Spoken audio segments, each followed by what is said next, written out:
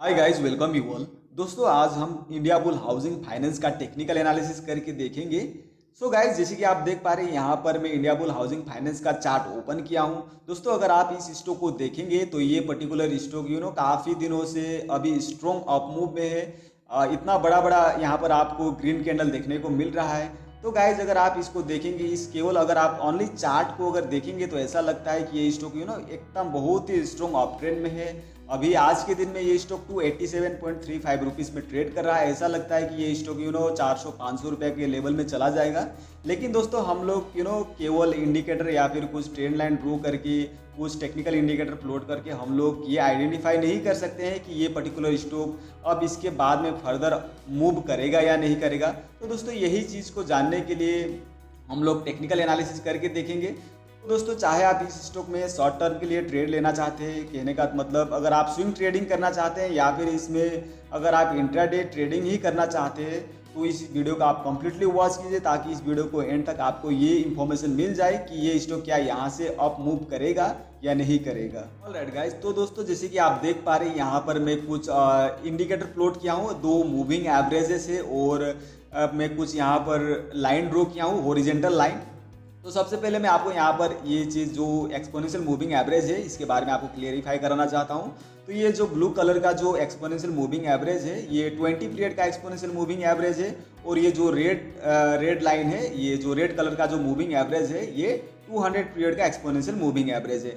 दोस्तों, अगर आपको 20 पीरियड एंड 200 पीरियड का एक्सपोनेंशियल मूविंग एवरेज के बारे में अगर आपको अगर नॉलेज नहीं या फिर जानकारी नहीं है, तो इसके ऊपर मैं वीडियो बना चुका हूं। अगर आपने उस वीडियो को नहीं देखा है तो इस वीडियो का मैं लिंक में डिस्क्रिप्शन में दे दूंगा, आप उस वीडियो को जाके देख सकते हैं। तो दोस्तों, अभी मैं वर्किंग नॉलेज के लिए आपको मैं थोड़ा सा बता देता हूं कि ये 20 period and 200 period exponential moving average का इंपॉर्टेंस क्या है। तो दोस्तों, जब भी 20 पीरियड एंड 200 पीरियड का एक्सपोनेंशियल मूविंग एवरेज का जब भी क्रॉस ओवर बनता है, यानी कि जब भी क्रॉस ओवर फॉर्म होता है, उसके बाद में कोई भी स्टॉक हो या इंडेक्स हो, ये सभी के लिए मतलब कि ये जो रूल्स है, ये सभी के लिए एप्लीकेबल है। तो कहने का मतलब, जब भी इस प्रकार का क्रॉसओवर जनरेट होता है, इस प्रकार का क्रॉसओवर बनता है, तो कोई भी स्टॉक या इंडेक्स एक स्ट्रॉन्ग मूव देता है। अगर डाउन साइड में अगर इस प्रकार का क्रॉसओवर जनरेट हो, कहने का मतलब अगर मान लीजिए यहाँ पर आपको देखने को मिल रहा है कि ये ब्लू लाइन यानी कि 20 पीरियड का एक्सपोनेंशियल मूविंग एवरेज ऊपर है, और रेड लाइन यानी कि 200 पीरियड एक्सपोनेंशियल मूविंग एवरेज नीचे है। तो कहने का मतलब, जब भी इस प्रकार का सिनेरियो जनरेट होता है, तो एक particular stock strong up move में रहता है। तो ठीक इसी प्रकार से मान लीजिए, अगर कोई एक पर्टिकुलर स्टॉक अगर डाउन ट्रेंड में है, कहने का मतलब जब भी अगर मान लीजिए ये अगर ब्लू लाइन अगर नीचे होता और रेड लाइन ऊपर होता, और जब भी इस प्रकार का क्रॉसओवर जनरेट होता, तो वो डाउन साइड के लिए एक स्ट्रॉन्ग डाउन ट्रेंड का मूव होता। तो गाइस, कहने का मतलब क्या है कि जब भी इस प्रकार का सिनेरियो क्रिएट होता है, तो ये एक स्ट्रॉन्ग अप मूव का या फिर डाउन मूव का सिग्नल मतलब कि देता है, इस प्रकार का क्रॉसओवर। तो दोस्तों, इस 20 पीरियड और 200 पीरियड एक्सपोनेंशियल मूविंग एवरेज के अगर पॉइंट ऑफ व्यू से देखा जाए, तो ये स्टॉक अभी काफ़ी एक स्ट्रॉन्ग अप मूव में है। लेकिन दोस्तों, हम लोग केवल इस एक्सपोनेंशियल मूविंग एवरेज के बेसिस में हम लोग कोई भी ट्रेड नहीं ले सकते हैं, तो इसलिए हमें कंप्लीट एनालिसिस करके देखना है। तो दोस्तों, यहाँ पर आप देख पा रहे हैं, मैं दो ब्लू लाइन भी ड्रॉ किया हूँ। ये जो दो ब्लू लाइन जो हॉरिजॉन्टल लाइन है, ये क्यों ड्रॉ किया हूँ मैं आपको बता देता हूँ।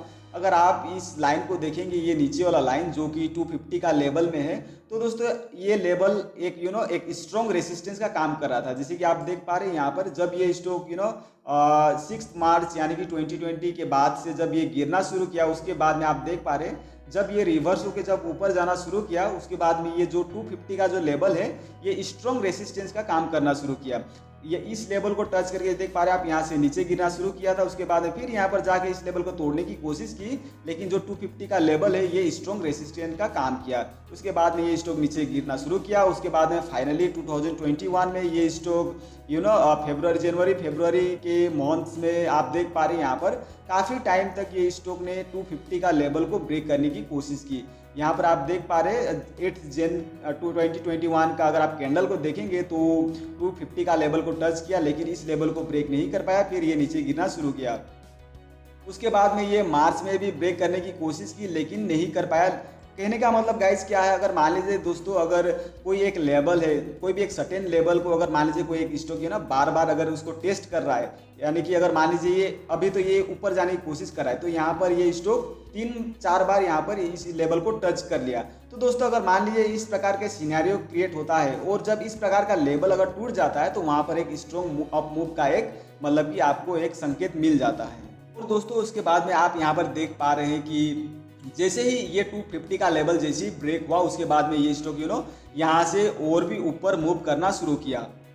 तो दोस्तों इसको आप एक ब्रेकआउट भी कह सकते हैं, क्योंकि ये जो 250 का लेवल है ये लेवल को ये स्टॉक ने काफ़ी समय से टच मतलब कि टेस्ट करता रहा, लेकिन ब्रेक करना नहीं मतलब कि ये ब्रेक नहीं कर पाया था। लेकिन अभी आप देख पा रहे हैं फाइनली इस लेवल को ब्रेक करके ये स्टॉक अभी ऊपर की ओर मतलब कि जाना शुरू किया और आज के दिन में 287 के लेवल में मतलब कि ट्रेड कर रहा है। लेकिन दोस्तों हम लोग ये 250 का लेवल यानी कि टूट गया, इस लेवल को ब्रेक कर लिया, अब ये स्टॉक मतलब कि बहुत ऊपर चला जाएगा, 400-500 को टच करेगा, ये भी हम लोग नहीं कह सकते हैं।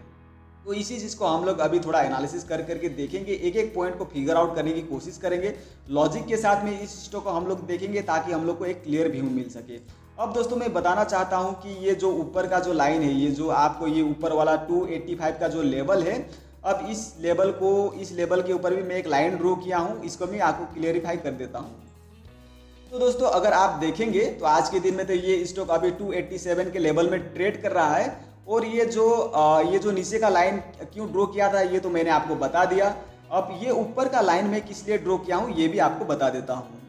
तो दोस्तों जैसे कि आप देख पा रहे हैं, अगर आप इस कैंडल को देखेंगे, 5 मार्च के कैंडल को देखेंगे, 5 और 6 मार्च के कैंडल को देखेंगे, तो 5 मार्च के दिन में 2025 मार्च को ये पर्टिकुलर स्टॉक ओपन हुआ था 288.90 में, हाई बनाया 300 का, लो बनाया 280.30 और क्लोज हुआ 285.45 में। उसके बाद अगर आप 6 मार्च का अगर आप कैंडल देखेंगे तो मार्केट क्लोज हुआ 256.95, हाई बनाया 258.90, लो बनाया था 243.20 और क्लोज हुआ 254.50। तो गाइस कहने का मतलब क्या है, अगर आप 5 मार्च का कैंडल देखेंगे तो क्लोज हुआ था कितना में 285 में, लेकिन नेक्स्ट डे ओपन हुआ कितना में 256.95 में। तो गाइज इसके बीच में जो भी गैप डाउन ओपन हुआ, तो इसमें जो गैप डाउन ओपन हुआ था तो लगभग गाइज 25-30 पॉइंट का मतलब कि गैप डाउन हुआ था।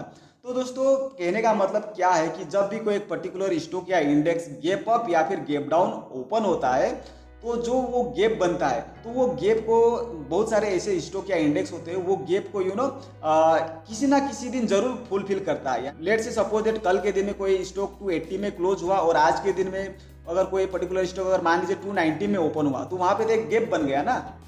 तो दोस्तों ये गैप को कोई एक स्टॉक या इंडेक्स फिल करने के लिए या तो सेम डे में फिल करता है या फिर किसी ना किसी दूसरे दिन फिल करता है, यानी कि फिल जरूर करता है। लेकिन तो दोस्तों अगर देखा जाए, अगर आप इस सिनेरियो को देखेंगे तो यहाँ पर एक गैप बना था, तो इस गैप को ये स्टॉक ने काफ़ी समय से फिल करने की कोशिश की। अगर आपको मैं यहाँ पर दिखाऊंगा, ये स्टॉक यहाँ से गिरना शुरू किया, ये जो जिस दिन भी गिरा था यहाँ पर, जब ये स्टॉक गिरना शुरू किया था तो इस समय आप देख पा रहे ये मार्च 2020 की बात है। तो उस समय तो कोरोना का फर्स्ट वेव आया था, उसी समय ये केवल ये स्टॉक नहीं बाकी सभी स्टॉक बहुत तेज़ी से गिरना शुरू किया था। तो दोस्तों ये जो गैप बना था, ये जो गैप डाउन ओपन हुआ था, ये गैप को ये स्टॉक ने आप यहाँ पर देखेंगे 23 जून 2020 को अगर आप यहाँ पर देखेंगे तो यहाँ पर फिल करने की कोशिश की, लेकिन कंप्लीटली फिल नहीं कर पाया। तो ये जो लेवल है 250 का जो लेवल है, ये लेवल एक स्ट्रॉन्ग रेसिस्टेंस बन के रह गया। तो यहाँ पर काफ़ी बार इस लेवल को टच किया गया, लेकिन ये जो गैप बना था ये गैप फिल नहीं हो पाया। उसके बाद में गाइज अगर आप यहाँ पर देखेंगे 11 जून 2021 को यहाँ पर भी ये स्टॉक ने इस गैप को फिल करने की कोशिश की, लेकिन नहीं फिल हो पाया।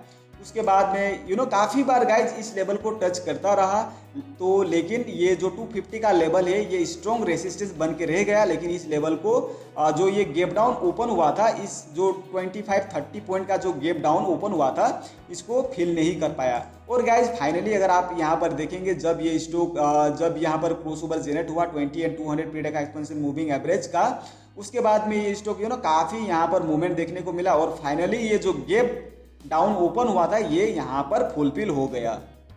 तो दोस्तों अगर आप इस स्टॉक को अगर एक बार विचार करके देखें, एक बार सोच के देखेंगे, तो ये जो मूव आया है, अभी इतना बड़ा मूव आया है, तो ये मूव किस लिए आया, यानी कौन लेके आया है, इसमें कौन अभी बाइंग कर रहा है, तो हमें इस चीज़ को जानना बहुत ज़रूरी है। क्या ये स्टॉक इस गैप को फिल करने के लिए आया था, क्या ये स्टॉक जेन्युइनली, क्या ये अप मूव यानी कि और ऊपर जाएगा या नहीं जाएगा। तो गाइज इस चीज़ को हमें बिना जाने हुए हम लोग इस स्टॉक में स्विंग ट्रेडिंग भी नहीं कर सकते हैं। मतलब अगर मान लीजिए आप शॉर्ट टर्म के लिए भी अगर इस स्टॉक में लेना चाहते हैं इस स्टॉक को, तो भी आपको इस स्टॉक में सोच समझ के निवेश करना है। क्योंकि गाइज ये जो इंडिया बुल हाउसिंग फाइनेंस है, एक समय में ये स्टॉक आप देख पा रहे हैं यहाँ पर 1400 के लेवल में ये ट्रेड कर रहा था, लेकिन अनफॉर्चुनेटली ये स्टॉक इतना तेज़ी से गिरा, उसके बाद में ये 80 तक आ गया था। 1400 से गाइज ये 80 के लेवल तक आ गया था, तो सोच सकते हैं। तो इसलिए गाइज अभी जो मूवमेंट आया है, अभी जो आपको यहाँ पर आपको लग रहा है कि यहाँ पर बहुत काफ़ी ये स्टॉक ऊपर चला गया है, तो अगर आपको लग रहा है तो आपको इसमें सोच समझ के ही ट्रेड लेना है। तो गाइज कहने का मतलब क्या है मेरा कि क्या ये स्टॉक, ये जो मूव आया है, अभी ये जो बड़े बड़े इतना बड़ा मूव आया है, आपको ये जो मूव देखने को मिल रहा है, क्या ये स्टॉक इस गैप को फुलफिल करने के लिए आया था, कि क्या ये स्टॉक अब यहाँ से मूव करेगा या नहीं करेगा, इसको हम लोग और भी अच्छी तरीक़ा से जानेंगे। तो दोस्तों अगर मान लीजिए कल के दिन में ये स्टॉक 287 के ऊपर ही ट्रेड करता है, यानी कि इसके ऊपर सस्टेन कर गया, तो हम लोग का जो नेक्स्ट लेवल है वो आपको 360 को देखने को मिल सकता है, यानी कि ये स्टॉक 360 टच कर सकता है, नेक्स्ट लेवल 360 हो सकता है। लेकिन दोस्तों और एक बार मैं आपको कहना चाहता हूँ, केवल हम लोग ट्रेंड लाइन या फिर कुछ इंडिकेटर प्लॉट करके हम लोग ये नहीं कह सकते कि ये स्टॉक 360 के लेवल को टच करेगा। इसलिए मैं आपको और भी एनालिसिस करके दिखाऊंगा, ताकि आपको एक स्ट्रॉन्ग एक पॉइंट ऑफ व्यू मिल सके कि ये स्टॉक को बाई करना है या फिर इस स्टॉक में वेट करना है। ऑलराइट गाइस, जैसे कि आप देख पा रहे हैं यहाँ पर मैं RSI प्लॉट किया हूँ। अगर आप इसको ओसिलेटर यानी कोई भी एक ओसिलेटर के साथ में इसको अगर प्राइस को कंपेयर करके देखेंगे, तो ये जो RSI है अभी यही इंडिकेट कर रहा है कि अभी ये ओवरबॉट जोन में ट्रेड कर रहा है। लेकिन अगर गाइज इसको आप अगर लॉन्ग टर्म यानी कि लॉन्ग टाइम फ्रेम के ऊपर अगर आप इसको देखेंगे, जैसे कि आप देख पा रहे हैं यहाँ पर मैं 1 वीकली चार्ट यहाँ पर इसको प्लॉट किया हूँ, तो वीकली चार्ट के ऊपर अगर आप देखेंगे तो ये अभी ओवरबॉट जोन में तो नहीं है, लेकिन ये अभी उसी के साइड में अगर प्रोसीड कर रहा है। तो अगर वीकली चार्ट के बेसिस पे देखेंगे तो ये अभी ऊपर जा सकता है, अभी तक भी ये ओवरबॉट लेवल में नहीं पहुँचा है। ऑलराइट गाइस, जैसे कि आप देख पा रहे हैं यहाँ पर मैं इंडिया बुल हाउसिंग फाइनेंस का security wise volume and delivery position data open किया हूँ। तो यहाँ पर आप देख सकते हैं, अगर आप ये प्रीवियस ये 1 मंथ का अगर आप डेटा देखेंगे गाइज, तो इसका जो डिलीवरी क्वांटिटी है गाइज, इसका एवरेज क्वांटिटी जो डिलीवरी क्वांटिटी होता है वो 2025 के अराउंड ही होता है। जैसे कि आप देख पा रहे हैं, अगर 11 जून का अगर आप देखेंगे तो 20% का डिलीवरी परसेंटेज है। तो यानी कि कहने का मतलब जो इसका एवरेज जो परसेंटेज होता है डिलीवरी परसेंटेज, वो उतना हाई नहीं होता है, वही 2025 के अराउंड ही होता है। और अगर आप यहाँ पर टर्नओवर देखेंगे तो टर्नओवर आपको पिछले काफ़ी दिनों से यहाँ पर इंक्रीज होता हुआ दिखेगा। और अगर आप यहाँ पर जो वेटेड एवरेज प्राइस देखेंगे तो एवरेज प्राइस भी अगर यहाँ पर आप देखेंगे तो इंक्रीज होता हुआ ही दिखेगा। तो गाइज अगर मान लीजिए एवरेज प्राइस इंक्रीज हो रहा है और टर्नओवर भी इंक्रीज हो रहा है, और ये जो डिलीवरी क्वांटिटी तो वैसे तो अभी ये एवरेज 2025 के ही अराउंड में है, तो इसको आप ठीक ठाक ही समझ लीजिए। तो गाइस जब इस प्रकार का सिनेरियो क्रिएट होता है तो एक ये बुलिश का संकेत होता है। दोस्तों जैसे कि आप देख पा रहे हैं यहाँ पर मैं फिर से वही इंडिया बुल हाउसिंग फाइनेंस का ये डिलीवरी परसेंटेज डेटा ओपन किया हूँ, जो कि एक्सेल सीट में मैं यहाँ पे थोड़ा सा इसको मॉडिफाई किया हूँ। तो ये जो D/F जो है ये total traded quantity divided up by number of trade है, वहीं से ये नंबर निकला है। तो ये गाइज ये नंबर क्या होता है, जैसे कि आप देख पा रहे हैं यहाँ पर 21, 13, 8, 5 एंड 3 डेज का अगर आप एवरेज देखेंगे नंबर, तो ये नंबर अभी 174 है। तो ये नंबर जितना ज़्यादा होता है गाइज, इसका मतलब ये होता है कि अगर मान लीजिए ये नंबर ज़्यादा है तो इसका मतलब इस पर्टिकुलर स्टॉक में अभी बड़े प्लेयर काम कर रहे हैं। तो बड़े प्लेयर कहने का मतलब गाइज, जैसे कि मान लीजिए फॉरेन इंस्टीट्यूशनल इन्वेस्टर या फिर म्यूचुअल फंड हाउस हो गया या फिर डोमेस्टिक इंस्टीट्यूशनल इन्वेस्टर हो गए। तो गाइज ये जो बड़े प्लेयर यानी कि जिसके पास बड़ा पैसा होता है, तो वही लोग अभी इस स्टॉक में अभी अवेलेबल है, अभी काम कर रहे हैं। तो इस चीज़ को आपको ध्यान में रखना है। और यहाँ पर ये तो आपको मैं क्लियर कर दिया हूँ कि जो एवरेज प्राइस है ये कंटिन्यूसली इंक्रीज कर रहा है और टर्नओवर भी इंक्रीज कर रहा है। और ये जो डिलीवरी परसेंटेज है ये तो नॉर्मली 2025 के अराउंड ही रहता है, तो इसलिए ये उतना कोई ख़राब नहीं है। तो अगर ओवरऑल देखा जाए तो ये जो डेटा है यही सजेस्ट कर रहा है कि अभी ये एक बुलिश व्यू है। ऑलराइट गाइज, अब आप देख पा रहे हैं यहाँ पर मैं टिकट टेप का वेबसाइट ओपन किया हूँ। तो मैं यहाँ पर आपको होल्डिंग दिखाना चाहता हूँ, किसका कितना होल्डिंग है। तो आप यहाँ पर देख पा रहे हैं जो प्रमोटर होल्डिंग अगर आप देखेंगे तो in last 6 month promoter holding in the company has almost stay constant. तो गाइज अगर पिछला 7 महीना का अगर आप प्रमोटर होल्डिंग का अगर आप डेटा देखेंगे तो उतना कोई उतना कुछ इंक्रीज नहीं हुआ है। अगर आप क्वार्टरली बेसिस पर देखेंगे तो प्रीवियस क्वार्टर में दिसंबर 2020 का अगर देखेंगे तो 21.7% था और मार्च में भी उतना कोई भी इंक्रीमेंट नहीं हुआ है गाइज। यानी कि जो प्रमोटर का जो होल्डिंग है वो 21.70% है। और गाइज आपको मैं और एक चीज़ क्लियरिफाई कराना चाहता हूँ, अगर मान लीजिए कोई एक पर्टिकुलर स्टॉक में अगर आप लॉन्ग टर्म के लिए लेना चाहते हैं तो उस स्टॉक यानी कि उस कंपनी का जो प्रमोटर का जो होल्डिंग होता है वो कम से कम गाइज 50% से थोड़ा बहुत एबव होना चाहिए। क्योंकि गाइज अगर मान लीजिए कोई एक पर्टिकुलर कंपनी का अगर मान लीजिए स्टेक या फिर होल्डिंग अगर काफ़ी कम है तो वो एक अच्छा संकेत नहीं होता है, जो कि हमें इस स्टॉक में देखने को मिल रहा है। अगर आप गाइज यहाँ पर अगर ये तो हो गया प्रमोटर का होल्डिंग, और दूसरा अगर आप म्यूचुअल फंड होल्डिंग देखेंगे तो यहाँ पर म्यूचुअल फंड का अगर आप होल्डिंग देखेंगे तो प्रीवियस क्वार्टर में अगर देखेंगे 2020 सितंबर का अगर क्वार्टर में देखेंगे तो ये काफ़ी कम था। अगर दिसंबर 2020 का क्वार्टर का देखेंगे तो 2.17% यानी कि ज़्यादा ही इंक्रीज किया है म्यूचुअल फंड ने। और अगर प्रीवियस मार्च का क्वार्टर का अगर आप यहाँ पर स्टेक देखेंगे तो यानी कि बहुत अच्छा यहाँ पर इंक्रीमेंट देखने को मिल रहा है। तो गाइज म्यूचुअल फंड यहाँ पर थोड़ा सा अपना स्टेक इंक्रीज किया है। और अगर आप फॉरेन इंस्टीट्यूशनल इन्वेस्टर का अगर आप यहाँ पर अगर डेटा चेक करेंगे तो गाइज जो भी आपको मूव देखने को मिल रहा है, जैसे कि मैं आपको थोड़ी देर पहले दिखाया था, जैसे कि ये जो मूव है, ये जो आपको ये जो मूव देखने को मिल रहा है, ये मूव यही जो भी ये जो बड़े प्लेयर है जैसे कि म्यूचुअल फंड हो गया और जो फॉरेन इंस्टीट्यूशन हो गया, ये जो बड़े प्लेयर है ये अपना स्टेक इंक्रीज किया है जिसके कारण वो मूव आया है। तो अगर आप देखेंगे तो ये जो फॉरेन इंस्टीट्यूशन का अगर आप यहाँ पर स्टेक देखेंगे तो 2020 सितंबर का अगर आप देखेंगे तो 27.95% है। और अगर दिसंबर का देखेंगे तो 32.16 यानी कि इंक्रीज होता जा रहा है गाइज। और अगर आप प्रीवियस मार्च यानी कि ये रिसेंटली मार्च क्वार्टर का अगर आप देखेंगे स्टेक तो 33.61%। तो गाइज कहने का मतलब मेरा क्या है कि ये स्टॉक में अभी एक्टिवली अगर जो काम कर रहे हैं अगर देखा जाए तो वो फॉरेन इंस्टीट्यूशन है। वो इस स्टॉक में जो फॉरेन इंस्टीट्यूशन है वो एक्टिवली काम कर रहे हैं, उसी का पैसा अभी यहाँ पर फ्लो होता हुआ आपको दिखाई दे रहा है। अगर देखेंगे तो ये जो मूव आ रहा है ये उसी के कारण आ रहा है। यहाँ पर ये जो स्टेक जो इंक्रीज हुआ है उसी के कारण आ रहा है। तो यहाँ पर दिया भी है in last 3 month foreign institutional holding of the company has increase by 1.45%।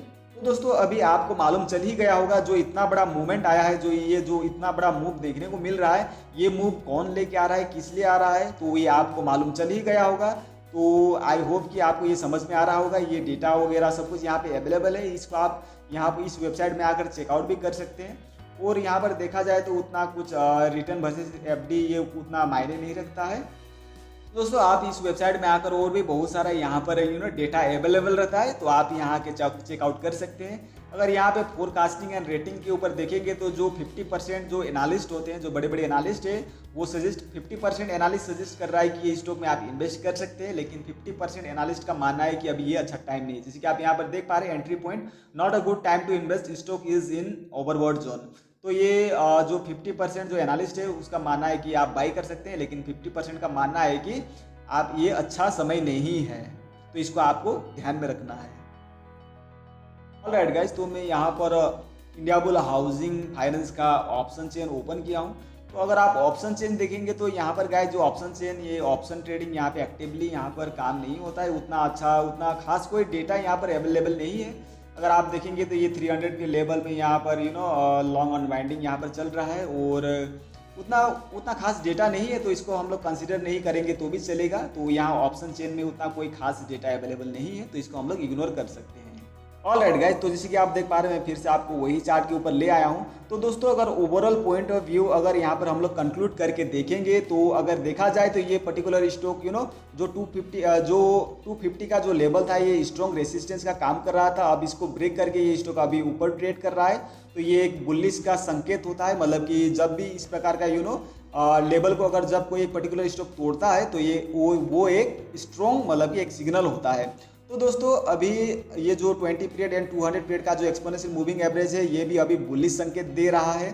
तो अगर मान लीजिए गाइज अगर ये स्टॉक अभी इस गैप को फिल करने के लिए आया था तो ये गैप तो फिल हो गया है। अगर मान लीजिए अगर ये स्टॉक अगर कल के दिन में अगर 287 के ऊपर ओपन हो गया या फिर अगर आज के दिन में जितना भी प्राइस है अगर कल के दिन में अगर इसके इस लेवल के अगर ऊपर ट्रेड करता है, अगर सस्टेन कर जाता है तो हमें नेक्स्ट लेवल 360 का हो सकता है। अब 360 का क्यों गाइस, जैसे कि आप देख पा रहे जो 360 का लेवल था इस लेवल को भी मैं आपको थोड़ा सा क्लियर कर देता हूँ।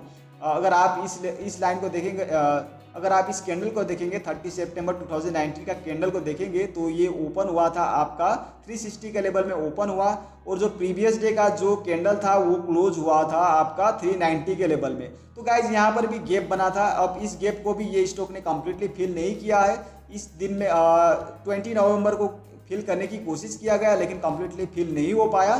तो हो सकता है गाइज इस लेवल को भी फिल कर जाए ये स्टॉक, क्योंकि गाइज जो भी गैप बनता है या फिर गैप अप या फिर गैप डाउन, जब जो भी गैप बनता है वो गैप को एक कोई भी स्टॉक या index most of the time उसको फुलफिल करता ही करता है। तो ये गैप तो फुलफिल हो गया है। अब जो नेक्स्ट लेवल है वो ये लेवल हो सकता है, क्योंकि गाइज अभी जो बड़े प्लेयर है वो बड़े प्लेयर जैसे कि इस स्टॉक को फॉरेन इंस्टीट्यूशनल जो इन्वेस्टर होते हैं वो डिराइव करते हैं, उसका ही ज़्यादा स्टेक है। तो यहाँ पर इसलिए बड़े मूवमेंट देखने को मिलता है। तो इस चीज़ को आपको ध्यान में रखना है। ये जो 360 का लेवल है ये ज़्यादा दूर नहीं है। अगर यहाँ पर एक बार मूवमेंट आ जाएगा तो ये 3-4 दिन में ही इस लेवल को टच कर सकता है। तो इसलिए गाइज आपको ये ध्यान देना है। गाइज मेरा कहने का मतलब क्या है कि ये जो 360 का लेवल आपको अगर मान लीजिए अगर ये 300 के लेवल अगर 300 के ऊपर अगर ये स्टॉक अगर सस्टेन करता है तो हमें 360 या फिर 400 का लेवल हम लोग को देखने को मिल सकता है। और दोस्तों दूसरी बात, अगर मान लीजिए ये स्टॉक अगर यहाँ से अगर इस लेवल से अगर नीचे गिरना शुरू होता है, अगर नीचे गिरता है तो इसका जो रेसिस्टेंस लेवल है गाइज ये लेवल एक सपोर्ट बन जाएगा 250 का लेवल।